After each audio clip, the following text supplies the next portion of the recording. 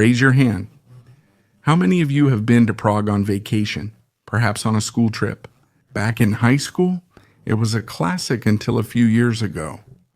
Well, Prague is a very beautiful city, very complex, with a long history behind it. Think about how many dominations it has had, not to mention the significant passage of the Habsburgs. For a certain period, it was the capital of the Habsburg Empire, and then it went through various phases. Very important cities within the empire, of course, but also the capital of a new state, Czechoslovakia, which emerged from the post-World War I chaos. Then there's another phase, that of the Nazi occupation. Indeed, it is during this phase that our story is set. It's a story that begins in Prague, this beautiful city, this city that ranges from Gothic to Baroque with its churches, its monuments. The Karlov Most, the Charles Bridge that overlooks and crosses the Vltava, the Raciani Castle, the Zlata Ulička, which is the emblem of all the esoteric and alchemical mysteries of the city. Our story begins along a road that leads from a residential neighborhood named Lieben, indeed, to Raciani, the elevated citadel of the castle, which can be seen a bit everywhere from the city. Our story indeed begins with a car, a convertible. We are in the end of May 1942, that crosses the city streets one morning, heading indeed towards the castle. On board, there's the driver, and next to him there's an important man. A man who has been living in Prague for some time now, even though he is not exactly loved by the Praguers, but he likes the city very much. And then it's the middle of spring, nice weather, mild climate. Why not take a nice car ride in the morning, after saying goodbye to his wife who is expecting their fourth child, and then head to work at a leisurely pace? A car ride like any other, except that near a rather peculiar curve, very tight, we would call it a hairpin curve. The car has to slow down to avoid skidding, not to end up hitting a light pole. And it's at that moment near a crossroads that, while the car stays firm on the asphalt and avoids skidding to the left, something moves. It moves to the right of the car on one of the sidewalks. There's a boy, or rather he would seem like any boy, any pedestrian, in civilian clothes who is, however, fumbling with a bag. And from that bag he pulls out a submachine gun, a Sten submachine gun, an English submachine gun characteristic of the side-mounted magazine. This boy pulls it out, it's the submachine gun, and he starts to shoot, but he manages to fire just 2 shots. The weapon jams right away, maybe due to a poorly inserted magazine or bolt. Notably, it's instantly unusable. The driver notices these 2 shots, nails the passenger who has a direct superior of his own. He yells something about angry orders at him, almost yells at him to back up, to go get that insolent boy who caused him to shoot at him. The passenger, in addition to yelling, also decides to try to kill that boy. And so he stands up, draws a pistol, a Luger Parabellum, from the holster on his side. He tries to aim at him and shoot him, and he doesn't even notice that he's rolling under the car. It might look like a stone, maybe a kiwi. No, it's neither a stone nor a kiwi. It's a hand grenade. A bomb that detonates, lifts the rear of the car, destroys the right rear wheel, and throws both the driver and the passenger of the car. The passenger, still dazed, however, decides to get out, to chase those 2 assailants who he still doesn't understand who they are, even though he has a hunch who they might be. He unloads on them, without hurting them, the entire magazine of his Luger. But he doesn't have his cartridge pouch with him. He has no other magazines available. And it's at that moment that the passenger realizes he has a completely torn side. He's losing blood and faints. The driver, who had shouldered his standard issue Schmeisser submachine gun to chase those 2 attackers, turns back. At that moment, the green uniforms of the Ordnungspolizei, the ORPO, the German municipal police, are arriving. They notice what has happened from a telephone booth, urgently call an ambulance, but there is no time. They stop a truck, load the injured person, and rush to the hospital. We need to hurry. There's no time to waste. Yes, because that man, the convertible passenger, who told his driver to stop, fired the Luger and noticed his torn side. And who fainted? It's Reinhard Heydrich, Reich Protector for Bohemia and Moravia, and head of the Central Office for Reich Security. He's a man, they say sadistic Reinhard Heydrich. He's certainly not just any man. The Prague people and the Allies have given him a nickname, but not the Butcher of Prague. Yes, because since he settled in that beautiful city, Heydrich has really done everything to eradicate even the idea of rebellion in the Bohemians. In September 1941, Hitler assigned him this task. His predecessor, Konstantin von Neurath, a former diplomat, is considered too soft. In fact, a weakling, yes, who even allows the Prague people to stage small protest demonstrations against the Nazi occupation. This can't continue. Hitler naturally is unhappy. And who to entrust with the task of repression and local government? To a man who, in the previous 10 years, has never betrayed the trust of the Nazi regime. Yes, because Reinhard Heydrich entered the Nazi mechanism in 1931, initially as a simple employee. Even though his past as a lawyer leads him, we would say naturally, not within a legal office of the Nazi Party, but rather to organize the internal police of the Nazi apparatus. What will later become the Gestapo, before creating the Gestapo, which would later be led by Heinrich Müller, a former policeman who eventually vanished. At the end of the war, Heinrich has something more ambitious in mind, a Moloch, a huge office that can bring together many different functions of espionage, police, repression. In short, a titanic machine that can even suffocate any descent in blood. It is precisely the Reich Main Security Office, of which Heydrich quickly becomes the head. And Heydrich is so confident that he can choose who to put in charge of the various departments of the Reich Main Security Office from time to time. For example, the first department, that of personnel, is entrusted to a protege of Heinrich Bruno Streckerbach, who after the war will become the general manager of the department stores in Hamburg, in defiance of the Nazi hunt. Or the Amt for the Gestapo Geheimstaatspolizei, which is entrusted, as mentioned, to Heinrich Müller. And then there's the Sicherheitspolizei, the security police, the Sicherheitsdienst, the security service, or the external espionage assigned to a man we have. We have already met Walter Schellenberg, who planned Valogne's kidnapping. Here, Heydrich is the black eminence of the Millennial Reich, even though behind his back there is much murmuring, so much murmuring.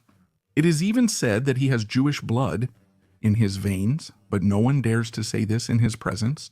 Heydrich has so much power, some would even call him one of Hitler's dolphins, on par with Rudolf Hess, Hitler's historical secretary, who will then escape to Scotland, with the conflict already well underway officially, to try a path of peace with the English. Heydrich is Hitler's trusted man, also because he owes him more than one exceptional blow. First is the Night of the Long Knives, which we've already discussed.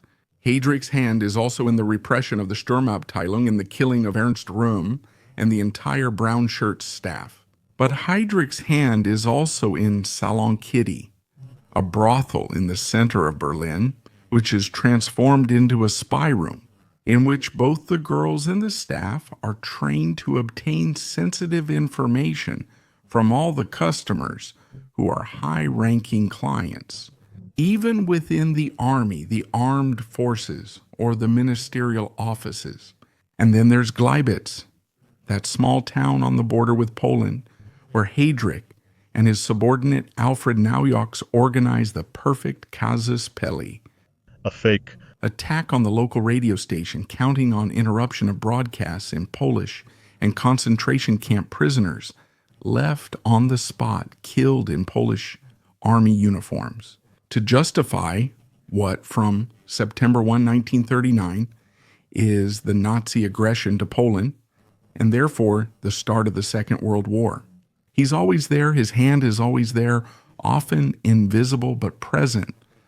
Well, that's the kind of man to whom Hitler gives two delicate tasks. One, as mentioned, Reich Protector in Prague, to stifle in blood the protests of the Bohemians, who do not appreciate, according to Hitler, the great fortune of being within the millennial Reich. And the other task, very delicate, in which even the dictator does not want to leave his fingerprints. It's a meeting, an interministerial meeting, to decide the Endlösung, the final solution to the Jewish problem. It's Heydrich who issues the orders. Adolf Eichmann, his subordinate, sends the invitations for the January 20th, 1942, meeting at 22 Ambrose Banzi.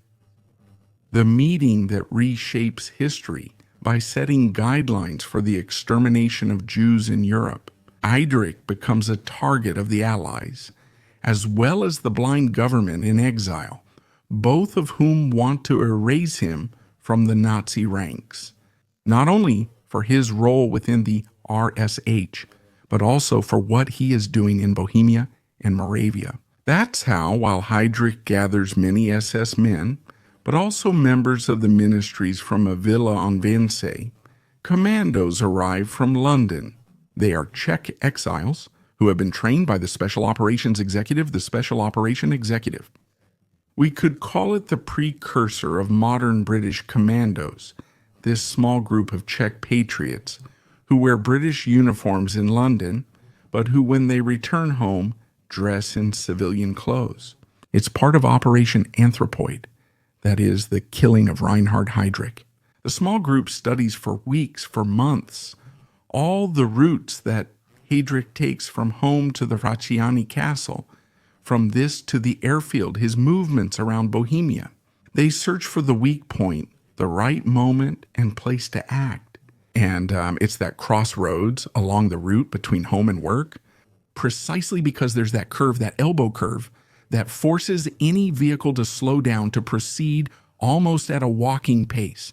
That's the moment when Heydrich will be vulnerable, especially in the good weather, when, taking advantage of the mild climate, he will decide to drive in an open convertible. That morning, two men from the commando intervened, one with a machine gun, the other hidden, throwing a hand grenade. Both managed to escape from the scene of the attack before the Orpo arrives, before the Gestapo arrives. Heydrich, as mentioned, is loaded onto that truck. He is rushed to the hospital, but there's something the doctors don't know and that the Orpo soldiers have underestimated. The padding of the Mercedes in which Heydrich was traveling, which was torn apart by the explosion of the hand grenade, contains horsehair. And some of those hairs came into contact with Heydrich's torn side, with the blood and loading it onto the car, and then from the car, which could no longer move, onto the truck. Heydrich's blood came into contact, first with those hairs, and then with the dirt in the truck bed itself. As a result, after 2 days in the hospital, Heydrich's wounds become infected. Sepsis sets in. Heydrich is prey to a very high fever that sends him into a coma, and within less than a week, he is dead. The doctors could have saved his life if they had known about that detail in time. They could have given him penicillin to prevent that infection. And so it is not. Heydrich dies, and at his funeral, Hitler himself renames the Endlösung as Operation Rainer. It's a kind of tribute that the dictator pays to one of his most loyal and ruthless servants. From then on, it will feel personal. In place of Heydrich, as head of the RSH, Ernst Kaltenbrunner takes over, a man very different from his predecessor. As much as Heydrich was a lover of art, music, even sadism, Kaltenbrunner is ruthless, brutal.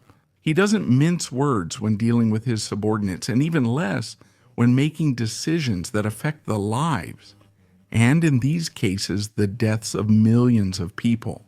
The blind patriots, on the other hand, are betrayed.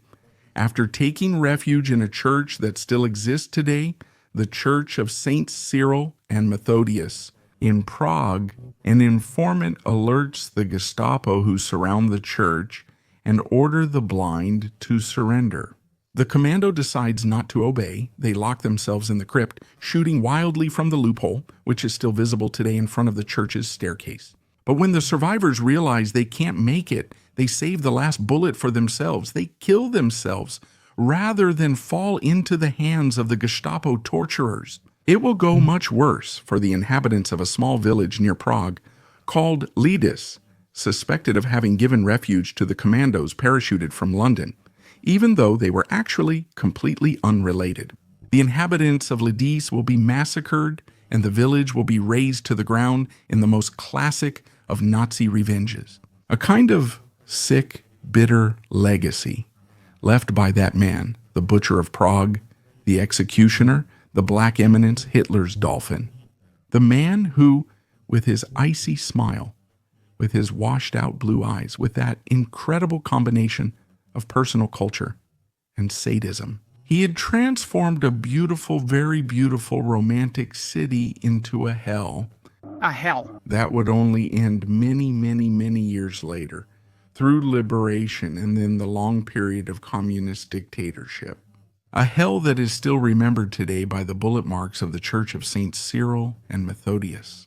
From the Lidis Memorial and from the memory that remains today, the greatest element to remember what has been and what must never happen again. Thank you all.